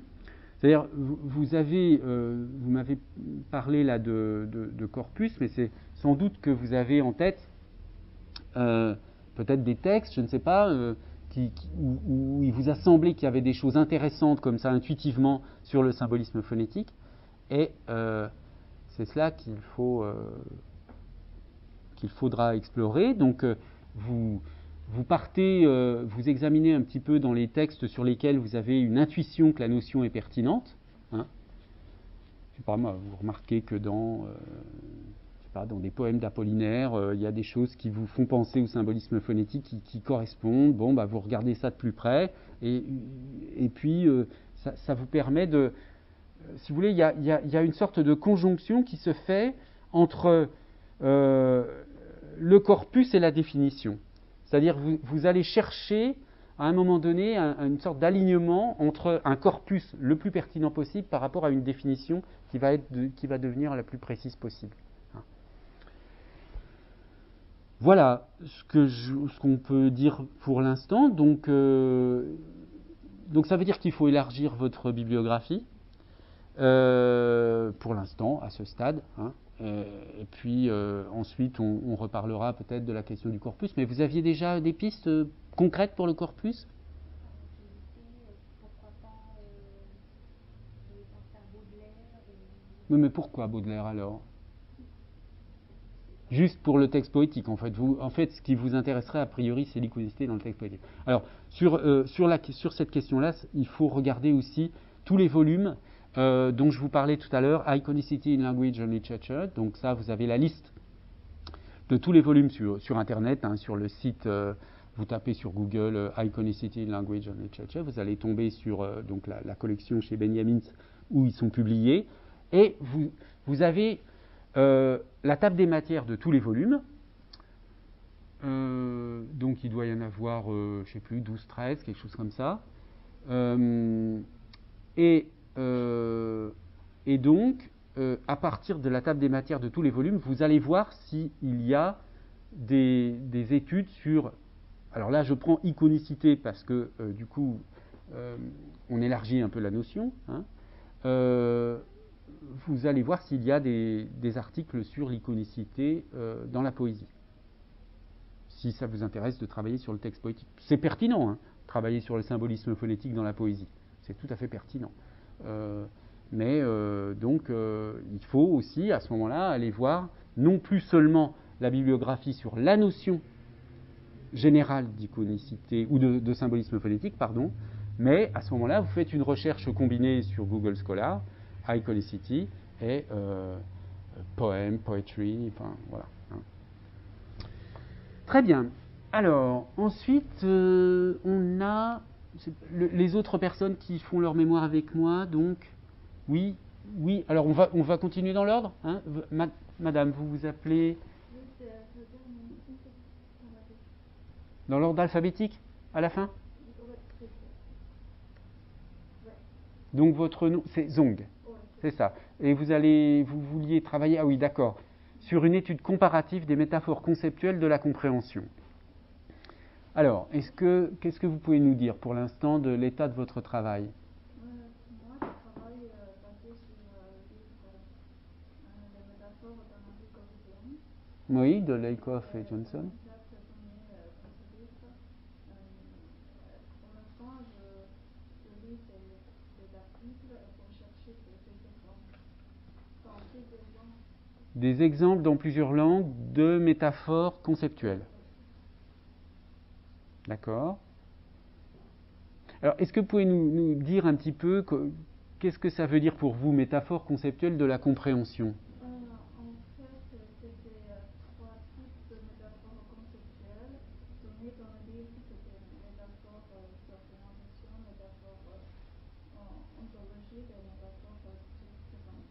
Oui, mais là, il y a trois types de métaphores, d'accord. Mais quand on parle des métaphores conceptuelles de la compréhension, De la compréhension, en fait, c'était différent avec une métaphore générale qu'on pense. En fait. C'est pas des métaphores comme, par exemple, la métaphore orientation. On dit pour nous en chinois, je parle de Mhm. en chinois, nous, le plaisir, c'est en haut. Et Mhm. après, les autres, le plaisir, c'est en haut, puis on sort, c'est en bas. Oui, non, mais ça, tout à fait d'accord. Mais la notion, ça, vous m'illustrez la notion de métaphore conceptuelle. Mais votre sujet de master, c'est un certain type de métaphore conceptuelle qui parle de la notion de compréhension. Donc, c'est quoi, par exemple? Pour moi, ce que j'ai pensé que je veux faire, c'est que je vais développer et expliquer dans chaque chapitre, comme les trois types de métaphores, je vais expliquer comment c'était la métaphore conceptuelle, comment les trois types. Non, mais je ne sais pas, vous ne comprenez pas la question. Je vous demande d'illustrer, de me donner un exemple, par exemple, d'une métaphore conceptuelle de la compréhension. Parce que vous avez donné, je ne sais pas moi, si on dit qu'on saute de joie, bon, c'est une métaphore conceptuelle qui indique que la joie est en haut. D'accord? C'est une métaphore conceptuelle de la joie. Hein? Sauter de joie, mais pour la compréhension. En fait, la compréhension, pour moi, en fait, j'ai tracé selon basé sur le livre. Donc, c'était trois types. Non, mais donnez-moi un exemple de métaphore conceptuelle de la compréhension. C'est l'idée de comprendre.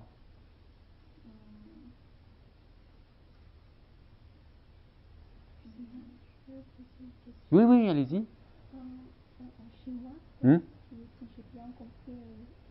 Oui, allez-y, je vous en prie. Oui, c'est quelque chose comme ça.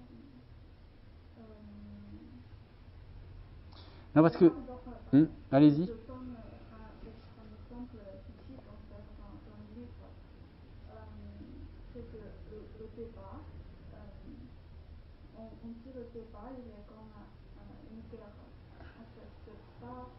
En fait, c'est la métaphore, mais on dit.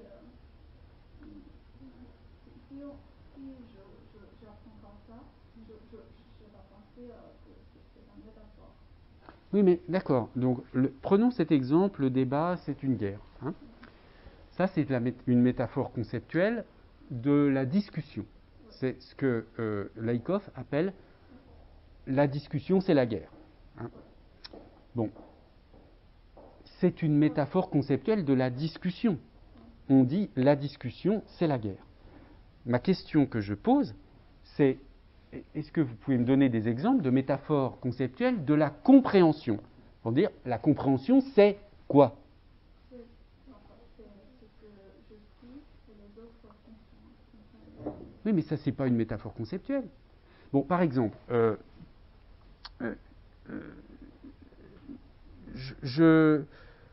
dans une expression française, on peut dire, dans une expression de français un petit peu familier, on va dire je capte, ce que tu veux dire, je capte, ou tout bêtement je saisis, pour dire je comprends, je saisis. Donc là, c'est une métaphore conceptuelle de la compréhension, où comprendre, c'est saisir. Comprendre, c'est prendre dans sa main, saisir, attraper. D'accord ? Quand on dit j'entends bien ce que tu veux dire, en français, c'est un petit peu ancien, mais disons qu'on peut dire aussi j'entends ce que tu me dis, ça veut dire je comprends. Bon, là, c'est une autre métaphore conceptuelle. C'est comprendre, c'est percevoir par l'ouïe. Donc, c'est ça que vous devez travailler. C'est les métaphores conceptuelles de la compréhension. Comprendre, c'est attraper, saisir. Comprendre, c'est, comme je viens de le dire, percevoir par l'ouïe. C'est ça les métaphores conceptuelles de la compréhension. Comme vous avez les métaphores conceptuelles de la discussion, où on dit la discussion, c'est la guerre. Donc, votre travail, il consiste à trouver, à dire la compréhension, c'est, et de trouver toutes sortes de choses, en français ou en chinois, dans d'autres langues. Comment on dit la compréhension? Comment est-ce qu'on conceptualise comprendre? Parce que c'est extrêmement intéressant comme question de savoir comment les langues conceptualisent la notion de compréhension. Je veux dire, en français, il y a plusieurs choses. Il y a comprendre, comprendere en latin, c'est prendre ensemble, c'est saisir. Hein. Et c'est pas tout à fait pareil que entendre. Entendre, ça suppose une attitude d'attention, de percevoir par l'oreille. C'est pas une position de maîtrise, comme quand je dis saisir, comprendre. Vous voyez, c'est pas du tout la même métaphore conceptuelle. Et donc, oui. En espagnol, Ouais. entendre, entender, Ouais. ça permet tous les sens qu'en français a littéralement. En fait, il n'y a rien à voir avec la musique. Ah oui, ça veut uniquement dire comprendre. Voilà. D'accord. Bah, vous voyez, c'est un exemple tout à fait intéressant. Quand on compare du coup le français et l'espagnol, on voit bien que. Est-ce qu'il y a d'autres mots en espagnol pour dire comprendre que Comprender. comprender. Donc on a les deux. Ils sont synonymes. Ah oui, vraiment C'est vraiment synonymes. synonyme. Sauf que, par exemple, à comprendre, on peut dire cet ouvrage comprend plusieurs parties. Ah oui, inclus. En espagnol Au sens, aussi. oui, Voilà. d'accord, Au sens d'accord. inclus, Ouais. c'est qu'entender ne peut pas faire. Ok. Très bien. Donc voyez un petit peu quel est en fait, quand on a discuté de ce sujet, moi je pensais que vous aviez bien compris l'idée. C'est-à-dire que l'idée qu'il faut chercher des métaphores conceptuelles de la compréhension. Comprendre, c'est... Et puis là, vous cherchez des métaphores conceptuelles en français. D'accord?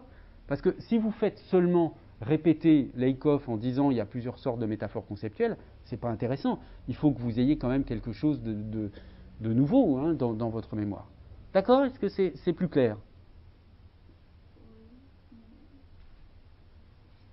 Mais pour ça, est-ce que vous savez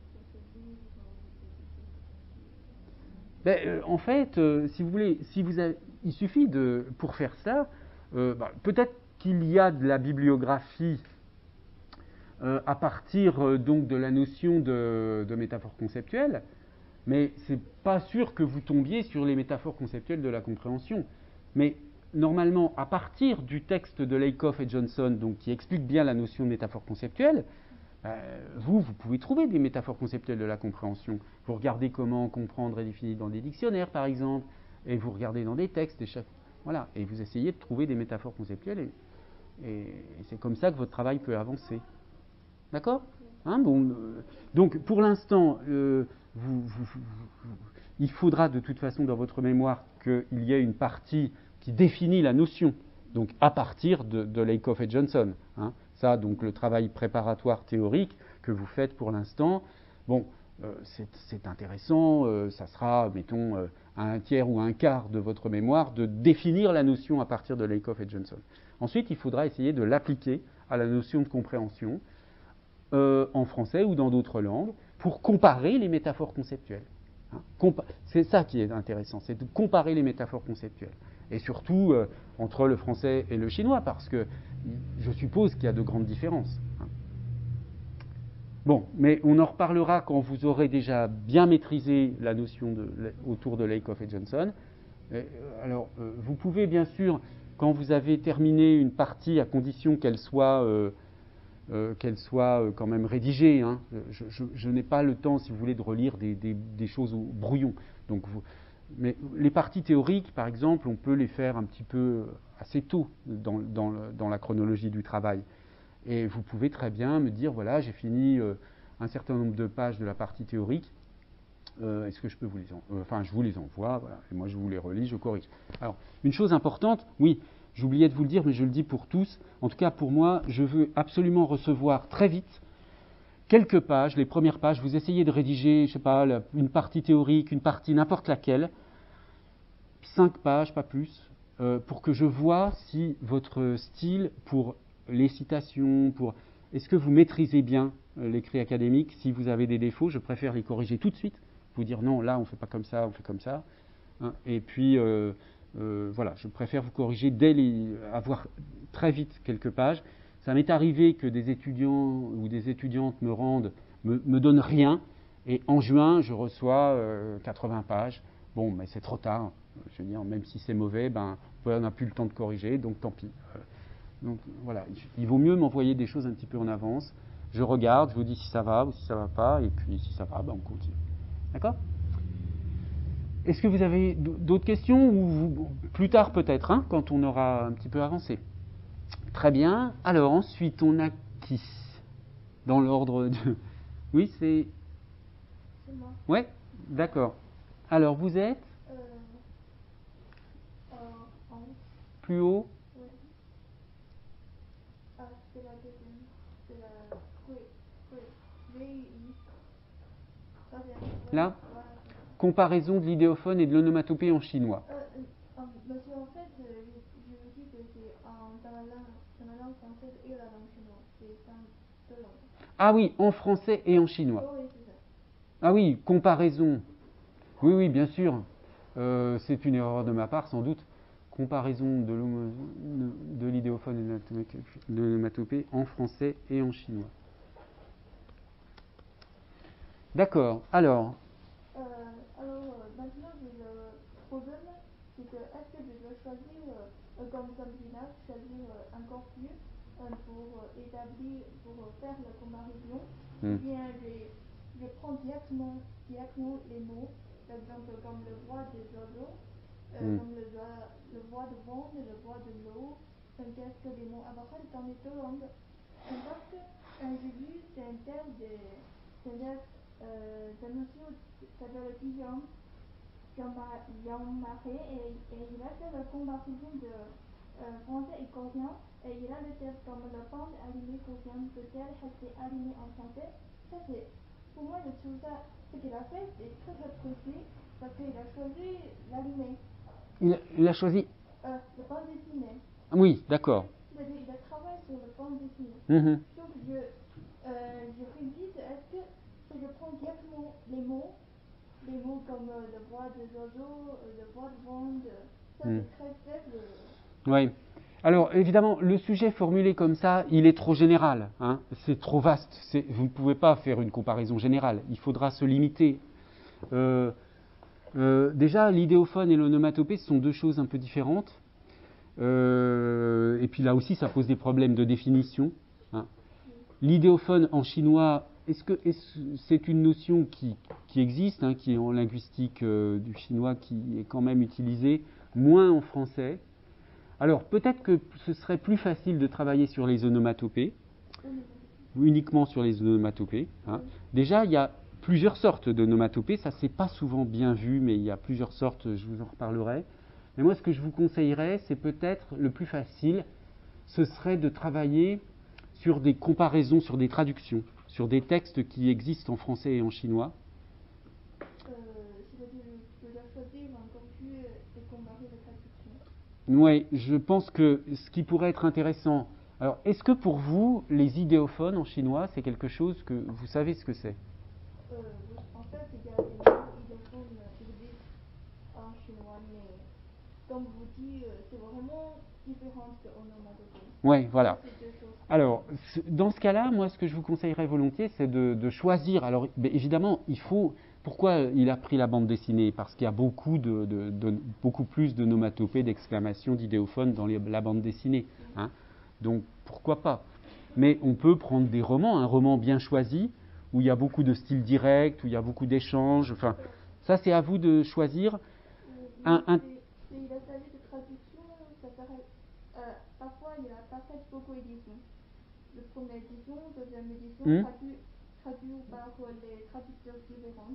Oui, ça c'est très intéressant parce qu'on peut voir si effectivement, comment on se débrouille en français où il n'y a pas d'idéophone pour traduire là où il y a des idéophones en chinois. Est-ce qu'on trouve un équivalent ou pas? Vous voyez par exemple. Vous trouvez ça c'est beaucoup mieux que si je fais les onomatopées des animaux, ça c'est beaucoup mieux que ça. Oui, parce que les onomatopées des animaux, tout ça, ce sont des sujets qui ont déjà été faits, c'est pas forcément très intéressant. Ou alors,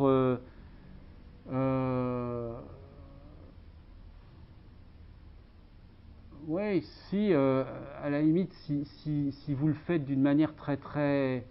Mais il faudrait trouver quand même, comment dire, des attestations dans les textes. C'est-à-dire des cas où ces onomatopées d'animaux, parce qu'il y a des onomatopées d'animaux qui sont très peu utilisées, presque jamais. Donc c'est pas très intéressant de ce point de vue-là. Hein. Ce qui est quand même intéressant, c'est de travailler sur des choses qui existent dans les discours, hein, ou alors qui ont existé d'un point de vue diachronique. Voilà. Donc, moi, j'ai essayé de voir si, en utilisant des traductions, vous pouvez trouver quelque chose qui soit intéressant. Hein. Mais comme pour Sabrina, vous aurez besoin de bien définir les notions d'idéophone et d'onomatopée. Oui, c'est mieux de concentrer sur onomatopée. Disons que les choses sont... L'intérêt de se concentrer sur onomatopée, c'est que ça me paraît comme ça, a priori, peut-être plus facile de voir quels sont les équivalents chinois des onomatopées françaises. Est-ce que, puisqu'on a parlé tout à l'heure du fait qu'il y avait une similarité entre signifiant et signifié, normalement, les onomatopées, elles devraient se ressembler un peu, mais ce n'est pas forcément le cas. Peut-être que... Voilà. Donc, de ce point de vue-là, si on travaille que sur les onomatopées... Parce que vous savez qu'en français, il existe un dictionnaire des onomatopées qui est très complet. Hein, vous le voyez, ce dictionnaire? Non, c'est un livre assez récent, hein, qui utilise aussi la bande dessinée, etc. Il y a un dictionnaire des onomatopées. Je ne sais pas si ça existe en chinois, le dictionnaire des onomatopées. Non, ça n'existe pas à votre connaissance.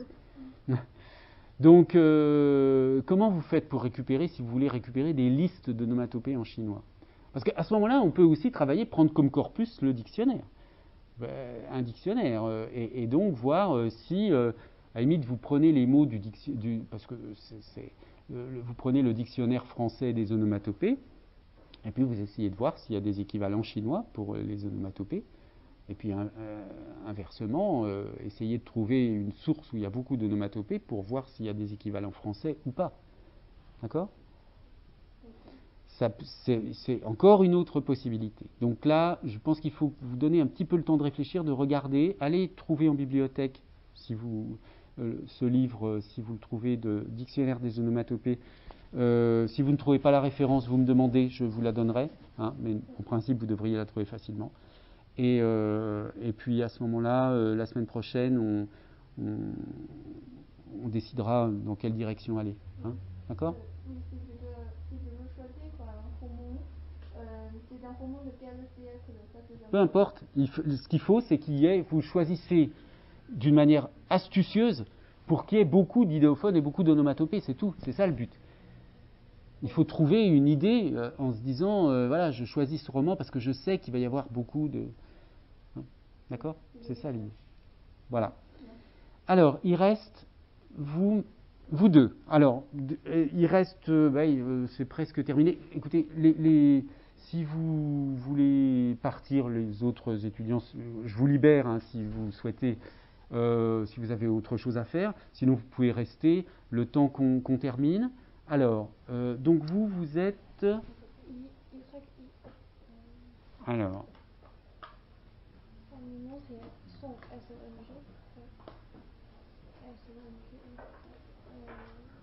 Ah, oui, d'accord. Le symbolisme phonétique en chinois.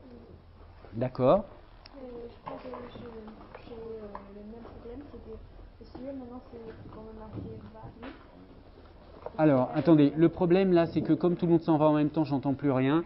Donc on va laisser sortir peut-être les personnes qui doivent sortir.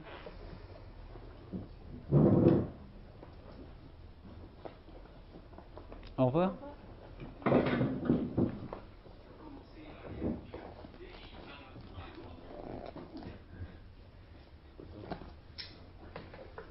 Au revoir. Bien, alors pardon, allez-y, je vous en prie. Pour le moment, c'est quand même un peu très large. Oui, bien sûr. Et donc, je n'ai pas une idée très précise. Bon, qu'est-ce que vous avez comme source parce que là, vous êtes quand même, par rapport au sujet de Sabrina, dans un sujet quand même très très proche. Vous avez cette notion de symbolisme phonétique à définir. Est-ce que vous avez déjà lu des choses sur le symbolisme phonétique? Pas beaucoup, du coup.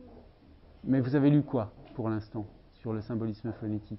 En fait, c'est seulement l'idée Au revoir. il y a un cours que je suis. Pardon, j'ai pas compris ce que vous dites. L'idée de mon mémoire, ça vient, c'est un cours que j'ai suivi en licence 3. On m'a dit que, il y a... C'était un cours ici? Non, c'était à Grenoble. D'accord. Donc, en fait, c'est un cours d'introduction. C'est pas... du coup, je commence à m'intéresser sur ces problématiques. D'accord. Et ce cours à Grenoble, là, qu'est-ce qui vous intéressait? Pourquoi il parlait d'iconicité, de symbolisme phonétique? Oui, parce que, par exemple, quand on est en français, le coucou, et en chinois, le chat. Par exemple, j'ai jamais pensé à ces liens entre le sens et le son, et enfin, du coup, le signifiant et le signifié. Et là, je pense que c'est très, très intéressant.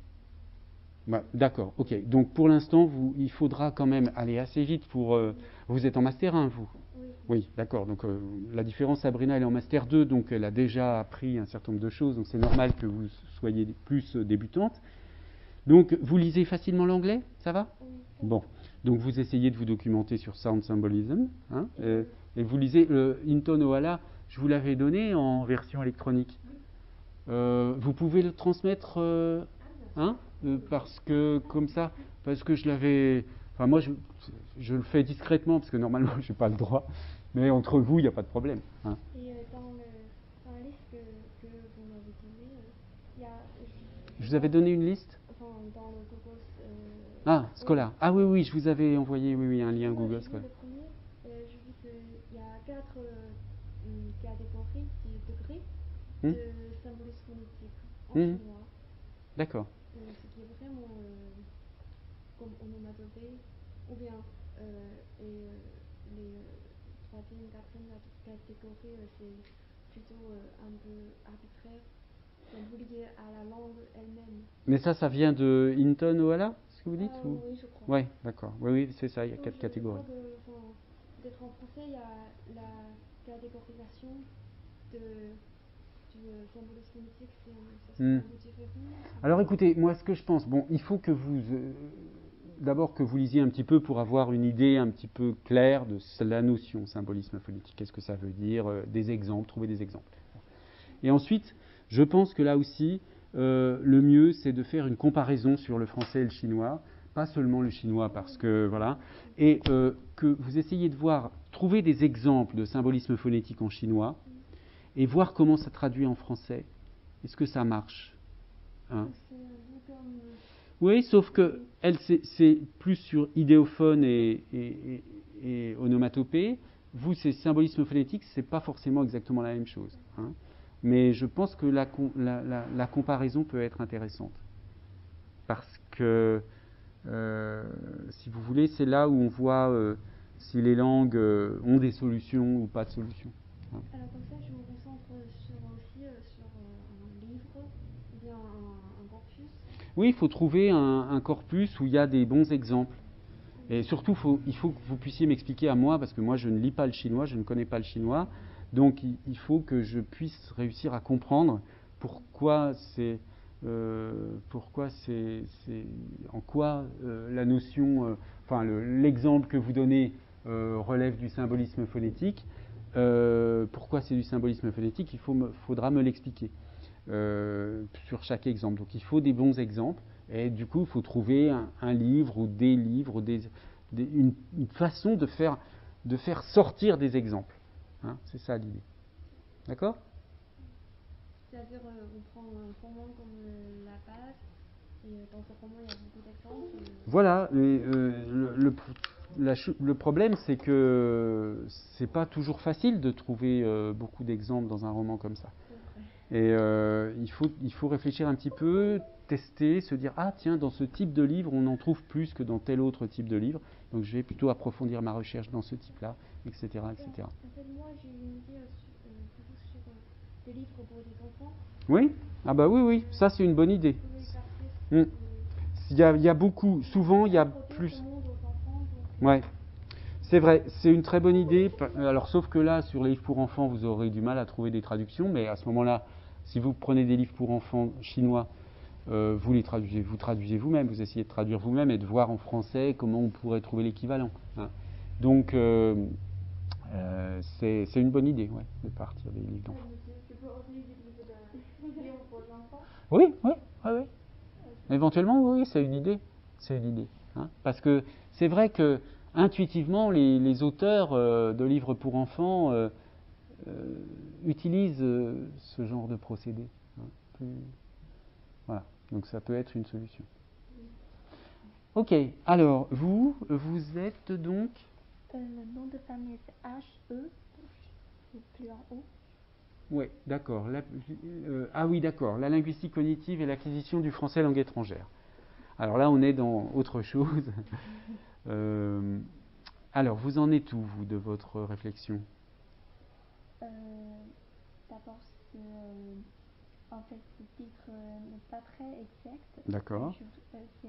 L'application, c'est en fait la troisième partie, je pense. Donc, je vais tout d'abord étudier le corpus et pour trouver. En fait, je me situe au croisement de ces deux domaines. L'approche de linguistique cognitive et l'acquisition du français langue étrangère.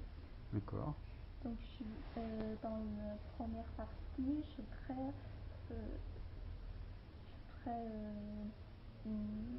trouver des différentes théories dans ces deux domaines pour trouver un lien entre les deux.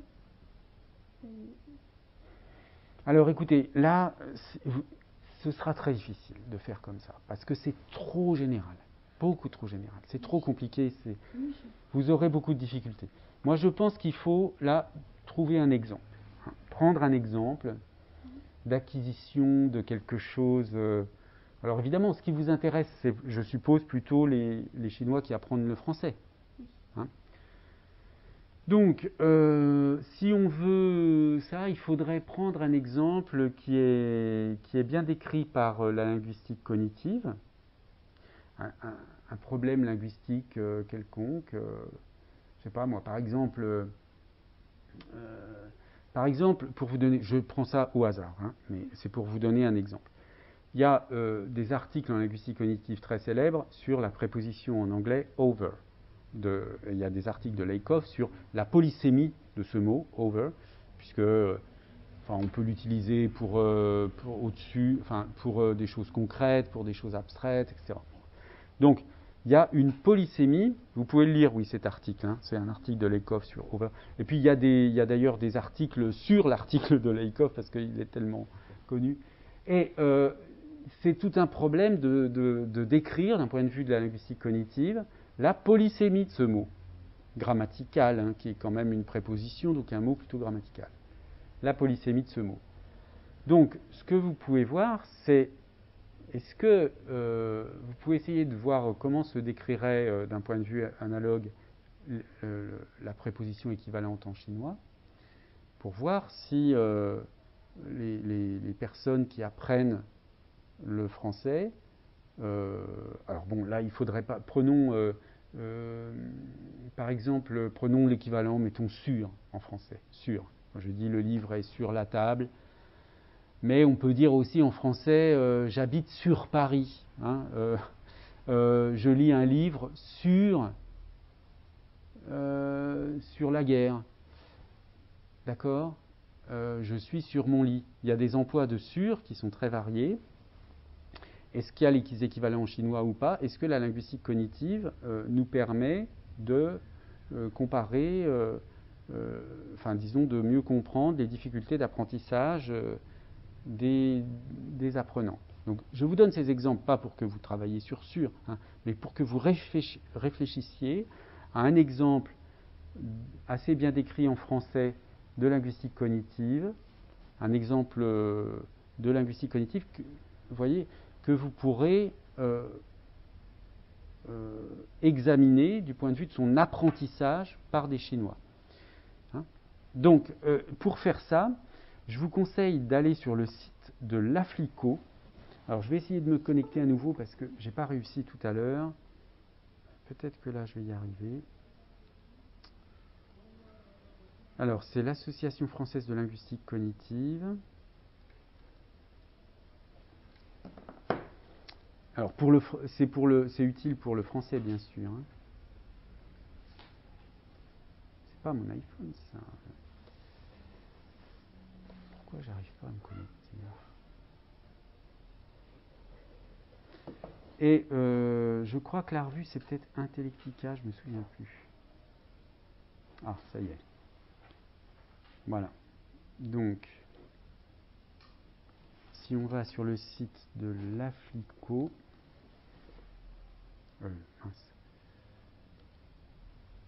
Aflico. Voilà. Donc là, vous avez les liens. Ah là voilà, c'est Conitext, la revue de l'Aflico.